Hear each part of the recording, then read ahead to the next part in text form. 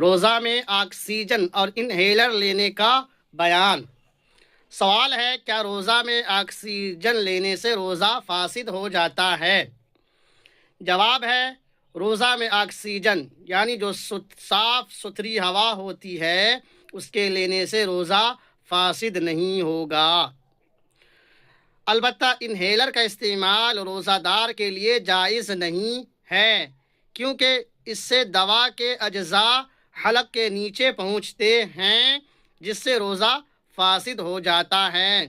Inhaler کیا چیز ہے تو میں اس کا فوٹو اسکرین پہ لگا دیتا ہوں، وہ دیکھ لیجئے گا اور سمجھ جائیے گا کہ انہیلر کیا چیز ہے۔ تو مزید اس طرح کا ویڈیو دیکھنے کے لیے آپ یوٹیوب پہ OA ندوی کو سبسکرائب کر لیجئے۔